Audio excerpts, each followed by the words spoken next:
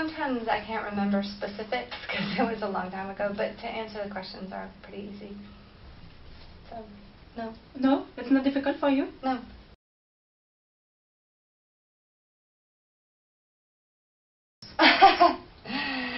I don't know. I guess I would have continued playing Justine on Angel, so who knows. But then that show ended, so I mean, I don't know. I just probably would have been on another show. Well, they overlapped, so it was kind of complicated. I was shooting the pilot for the L Word, and the only day I was available was on a Sunday. So the whole crew I had to leave Vancouver, fly back to LA, and the whole crew had to work around on a weekend. So I knew after that, I was like, no, this is going to be it. But I was happy that they could have finished the storyline with Justine, and it was fun. So, and also they have different hair colors, so I have to wear a wig. And it gets complicated, so. But it was kind of a good bridge to go from that into the L Word. But I don't know what would happen. I mean, maybe. So I would have had more time to paint.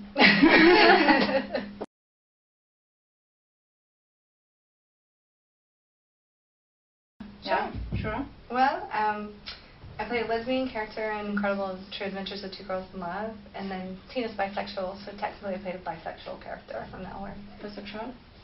Tina's bisexual? Yeah. Of course she is. She was with a man. Yes, I know, but it was a short story, so... I see her as bisexual. Yeah? Yeah. You think so? Oh, yeah. Yeah? Okay. I mean, I think she's committed to Bet and ends up in that relationship. I think she identifies with being a lesbian. I think maybe physically she's more bisexual. I don't know if you have to really break it down. But I was representing bisexuality, and a lot of people that were bisexual that said thank you for that representation, so that they felt misunderstood. So I have to stick with that. Okay.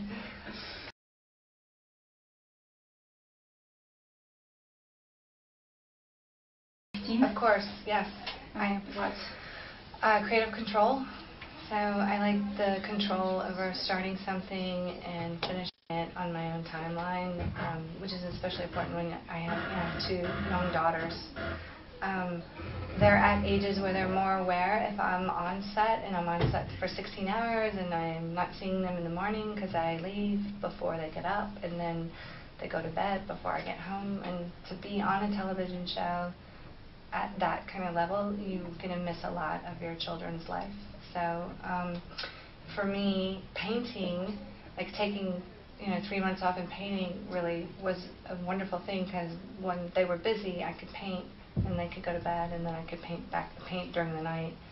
And I found that to have control over that for my personal life was really rewarding. But mostly artistically, to have control over it is amazing, because with acting you really control your performance, but the editing and the music it's so different. And I think it's something that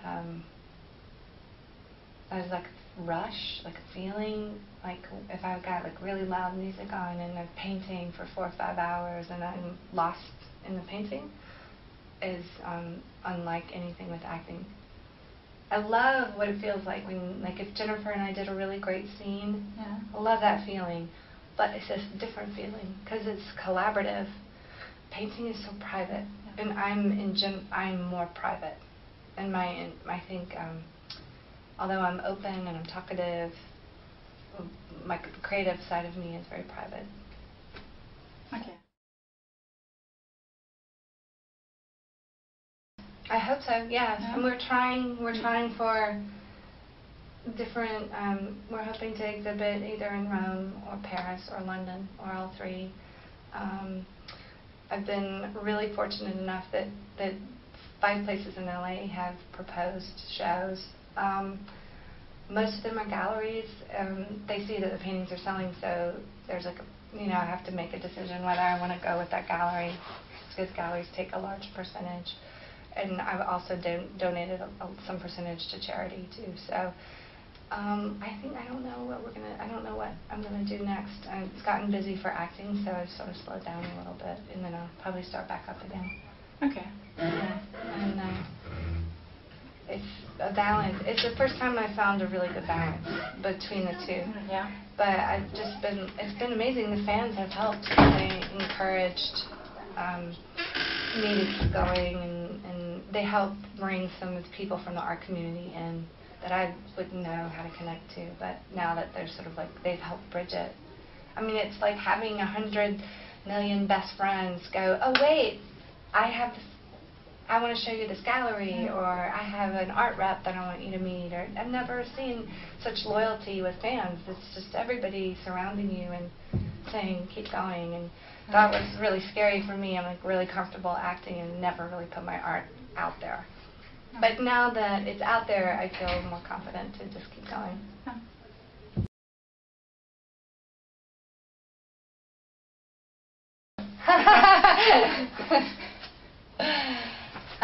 This is Nicole Parker, and this is me when I was very young. And this is the second lead of a movie that I had ever done, and a movie that I'm tremendously proud of. When we made this movie, the suicide rate in the United States for gay teenagers was extraordinarily high. I thought it was an amazing story about an interracial teenage couple from different walks of life, and I worked so hard on this character for 5 weeks. I watched these Sadie Benning tapes, which is a character that, not a character, a woman that Maria Magenti wanted me to watch. I went to gay youth groups. If I found someone on the street that looked like her, I followed them for hours, and we cut my hair like 10 times. I never could get it right, and it short enough. And I didn't look anything like this, and I had long hair, and it was totally different, and just sort of, I don't know, it was just an amazing experience. I don't know if I'll ever have another experience. And then 6 months later, we were at Sundance, and it was really well received, and Nicole and I are still friends. We ended up doing 2 movies together, Boogie Nights and Loving Jezebel. Yeah. So we've done 3 movies together now. And so my feelings are, so sweet. I just think they're so sweet. The movie has an innocence and a humor that I think is just really lovely. And we made it for nothing. So, I mean, it was very low budget, independent. So. Another one, very different. Yes. Well, this I see. Rachel is one of my best friends, and then, but I was 6 months pregnant with my daughter, and so I see. There's 3 people in the scene. My daughter is right here. And Jeremy Podespa directed this episode, and he's such a talented director. He just is visually an amazing director. So I love it. I'm very proud of that scene. You win. This is so funny. This is so funny because I see this and I just see very determined. Yeah. We're very determined.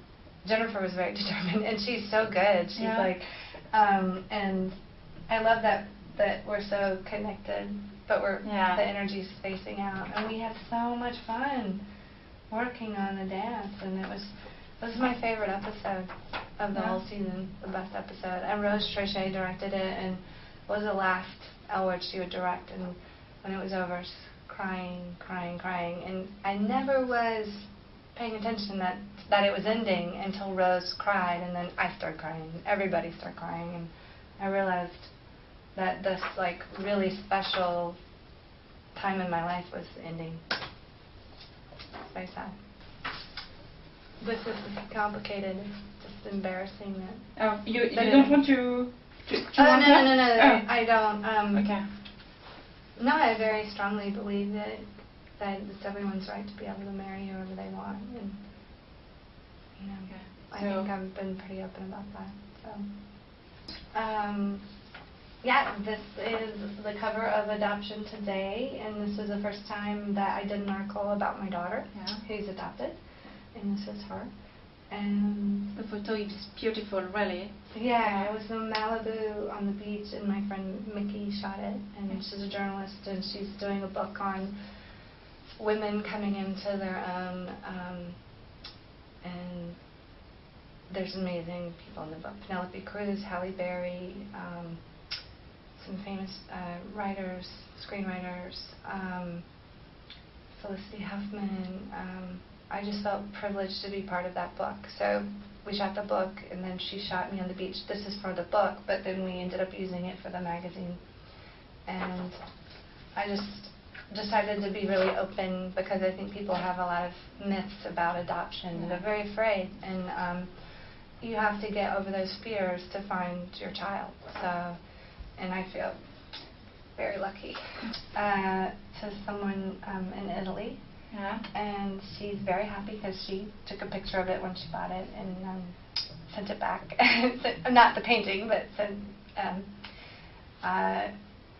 It's called "And, I love you." So, I mean, this was sort of an exploration with some resins that I was using. So after I got the initial image, and it's sort of sad because this is a copy, but in this there's some greens and some other colors in here, and it's sort of, I think, you know, paintings are always better when you see their original, but I mean, it's just really powerful, and I don't know what to say about this painting.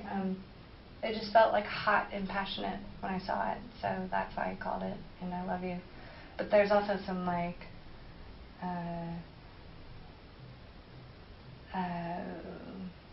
lust, maybe, and also some sadness. It's like a goodbye painting too. I don't know how to explain that, but it's probably my favorite. I hope that I can do something similar for a show, because this seems to be a painting that everybody really responded to. So. Okay. But the resins were different layers, so there's actually close up, there's some words in there that you can't quite see, and then it's covered with different layers, and I did different glazes on it, so it's like a nice sheen to it, so it's even more vibrant. But that's what my summer was learning. I've always painted in oils, but I started to experiment with some other types, mixing liquid alkali with different things and getting different. Yeah, so it's complicated. yeah.